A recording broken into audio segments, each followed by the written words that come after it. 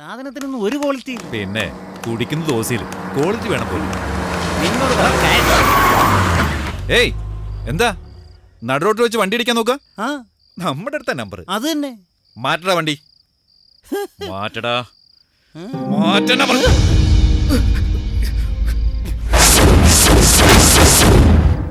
ഇതിലെന്താ തെറ്റ്? ഈ പ്രായത്തിൽ ബിയർ അടിക്കുന്നതും സൈറ്റ് അടിക്കുന്നതും സിഗരറ്റ് വലിക്കുന്നതും ഒക്കെ തെറ്റാണോ? ഈ പ്രായത്തിൽ ചെയ്യാതെ പിന്നെ വയസ്സാം കാലത്താ എന്തിനാ വെണ്ണവെട്ടിയെ പോലെ നിൽക്കുന്നേ? ഞാൻ പറഞ്ഞത് ന്യായമല്ലേ? പറഞ്ഞു കൊടുക്ക്. മോൻ പറഞ്ഞത് വെച്ച് നോക്കുമ്പോൾ എനിക്കെന്തോ കറക്റ്റ് ആണെന്നാ തോന്നുന്നത്. എന്തോന്നു കറക്റ്റ്? തന്നെ വെണ്ണവെട്ടിന്ന് വിളിച്ചതാണോ? ഏത് കാര്യത്തിനും ഒരു ലിമിറ്റ് വേണം. അത് ശരിയാ. അത് മനസ്സിലാക്കാൻ പറ. മനസ്സിലായ മോനെ? എന്താ മനസ്സിലാക്കേണ്ടത്? എവിടെ ലിമിറ്റ് കിടന്നത്? വെള്ളം അടിച്ച് ഞാൻ നടുറോട്ടിൽ മലന്ന് കിടന്നു, അല്ലെങ്കിൽ സിഗരറ്റ് വലിച്ച് രാത്രി മുഴുവൻ ഞാൻ ചുമച്ചോണ്ടിരുന്നു അച്ഛനെ പോലെ? അതോ കണ്ട പെണ്ണേം കൂട്ടി നാട് വിറ്റാൻ പോയോ? ഏതിലാ ഞാൻ ലിമിറ്റ് കടന്നു? ചോദിക്കണോ? മോൻ വല്ലപ്പോഴും ചെറിയ തെറ്റുകളല്ലേ ചെയ്യാറുള്ളൂ. ഇനി എപ്പോഴാ അവന് ഉത്തരവാദിത്ത ബോധം ഉണ്ടാകുന്നത്? ഉത്തരവാദിത്ത ബോധം എപ്പോഴാണ് ഉണ്ടാകുന്നത്? എന്തിനാ അതുണ്ടാകുന്നത്? ഒരു ദരിദ്ര കുടുംബത്തിലാണ് ജനിച്ചതെങ്കിൽ തീർച്ചയായിട്ടും അതൊക്കെ വേണം. 10 തലമുറയ്ക്ക് സൂഹിക്കാനുള്ളത് ഉണ്ടാക്കി വെച്ചില്ലേ? ആർക്ക് വേണ്ടിയാ? എനിക്ക് വേണ്ടി തന്നെയല്ലേ? അങ്ങനെ അച്ഛനുണ്ടാക്കിയ സ്വത്ത് വല്ലതും ഇതുവരെ ഞാൻ നശിപ്പിച്ചോ? ഇല്ലല്ലോ. അനുഭവിക്കല്ലേ, അതല്ലേ ചെയ്യുന്നുള്ളൂ. അതുപോട്ടെ, ഇടയ്ക്കിടയ്ക്ക് ഓഫീസിൽ പോയി ജോലി നോക്കൂ, ഓഫീസിൽ പോയി ജോലി നോക്കുന്നു പറയുന്നുണ്ടല്ലോ. ഏത് ഓഫീസിലാ പോണ്ടേ? 4 എസ്റ്റേറ്റും 40 ഓഫീസും ഉണ്ട്. അതിന്റെ അഡ്മിനിസ്ട്രേഷൻ എല്ലാം വീട്ടിലിരുന്ന് അച്ഛൻ തന്നെയല്ലേ കമ്പ്യൂട്ടറിൽ നോക്കുന്നേ. പിന്നെ എനിക്ക് എന്താ ചെയ്യാനുള്ളത്? ശരി, നിങ്ങൾ പറഞ്ഞതുപോലെ ഞാനൊരു ജോലിയൊക്കെ ചെയ്ത് കുറച്ച് കാശുണ്ടാക്കിയിട്ട് ആർക്കും മോൻ പറഞ്ഞതിലാ കുറച്ച് ന്യായമുള്ളത്. കുറച്ചല്ല, മുഴുവനും ശരിയാ. കാർ ആക്സിഡന്റിൽ അമ്മ മരിച്ചു, അച്ഛന്റെ കാലും പോയി. എനിക്കും അങ്ങനെ എന്തെങ്കിലും സംഭവിക്കുകയാണെങ്കിൽ ഞാനിവിടെ അടങ്ങിയിരുന്നോളാന്ന് പറ. വളരെ കറക്റ്റാ പറഞ്ഞത്.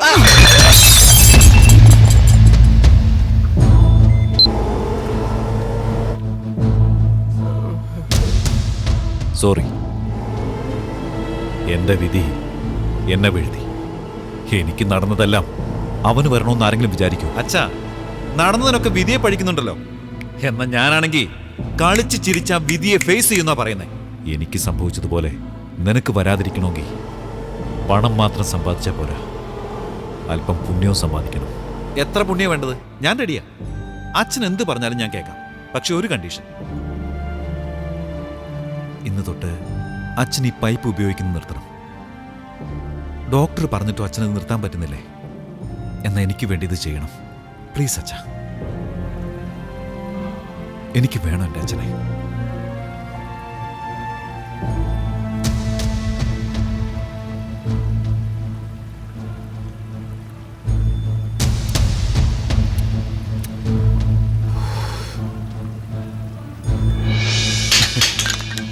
ഇനി പറ, ഞാൻ എന്താ ചെയ്യണ്ടേ?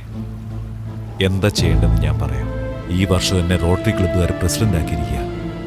ഞങ്ങൾ കുറച്ച് ദൂരെയുള്ള ഒരു ഗ്രാമം ദത്തെടുത്തു. പേര് ഗോവിന്ദപുരം. അവിടെയുള്ള റോഡ് തൊട്ട് വാട്ടർ സപ്ലൈ വരെ പല അടിസ്ഥാന സൗകര്യങ്ങളും ഒരുക്കാനുണ്ട്. ഞങ്ങളെ ഏൽപ്പിച്ച ജോലിയെല്ലാം കൃത്യമായിട്ട് നടക്കുന്നുണ്ടോന്ന് അറിയാൻ സൂപ്പർവൈസ് ചെയ്യാൻ ഒരു ടീം അങ്ങോട്ട് പോകണം. ഞാനിപ്പോൾ പറയുന്നൊരു നല്ല കാര്യത്തിനാ. നിന്റെ കൂടെ കറങ്ങി നടക്കുന്നില്ലേ കുറച്ച് ഇന്റിമേറ്റ് ഫ്രണ്ട്സ്? എല്ലാരും കൂടെ വിളിച്ചോണ്ട് പോയി നിനക്ക് ഈ നല്ല കാര്യം ചെയ്തുകൂടെ? എപ്പോഴാ അച്ഛൻ പോണ്ടേ? നല്ല കാര്യത്തിനല്ലേ. നാളെ നക്ഷത്രം നോക്കണം. നാളെ തന്നെ പോയിക്കോ. ഡൺ. All the best.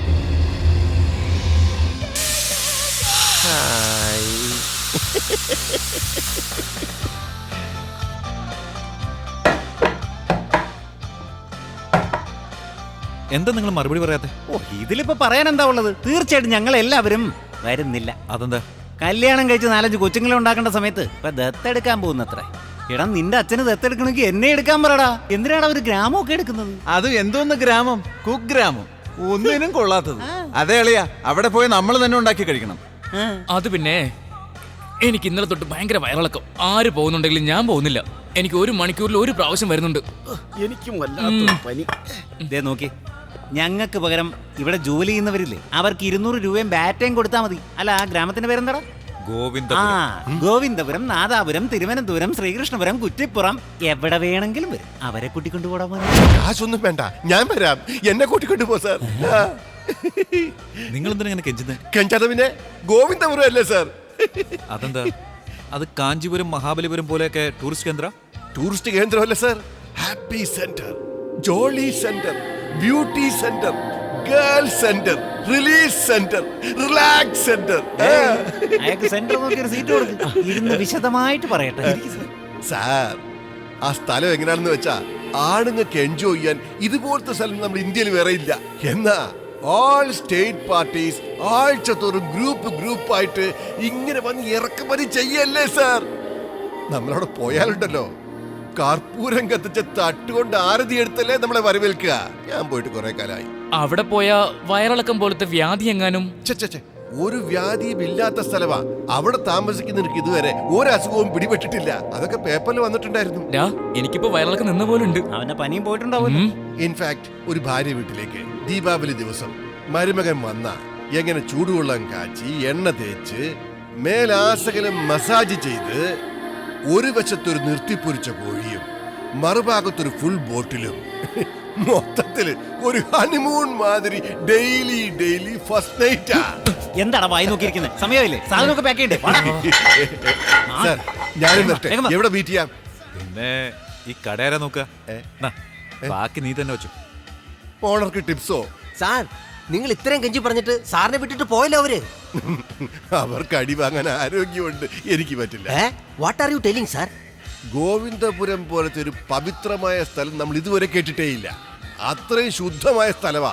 വെറുതെ ഒന്ന് സൈറ്റ് അടിച്ചാലേ ഫൈറ്റ് ആയിരിക്കും. പെട്ടത് തന്നെ, യവന്മാരെല്ലാം ശരിക്കും അകപ്പെട്ടത് തന്നെ. ഇതില് what is the benefit for you? എന്തിനാടാ ഇപ്പൊ ഒരു ഇംഗ്ലീഷ്? ഇവിടെ വരുന്ന പെമ്പിള്ളേരെല്ലാം അവന്മാർ തന്നെ ഇങ്ങനെ മയക്കിക്കൊണ്ടിരുന്നതാ. എനിക്ക് കുറച്ച് ശല്യം ഇല്ലാതിരിക്കാൻ വേണ്ടിയാ ഇങ്ങനൊരു കഥ പറഞ്ഞ അവന്മാരെ പറഞ്ഞയച്ചത്. ചിരിക്കാതെ സമയം കളയാതെ പോയി ജോലി നോക്ക്. Please come.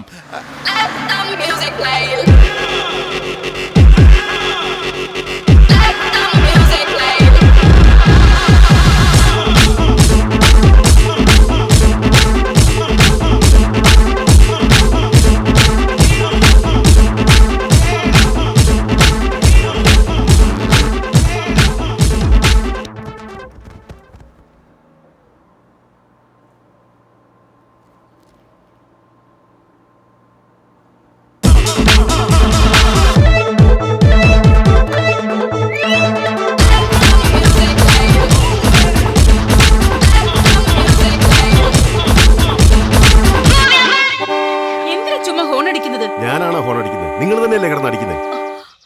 ശരി, ഇപ്പൊ എന്തിനാ വണ്ടി നിർത്തിയത്? രണ്ട് വഴി കാണുന്നുണ്ട്. ഇതിൽ ഗോവിന്ദാപുരത്തേക്കുള്ള വഴി ഏതാണെന്ന് അറിയില്ല. ഹലോ, ഗോവിന്ദപുരത്തേക്ക് ഏതാ വഴി?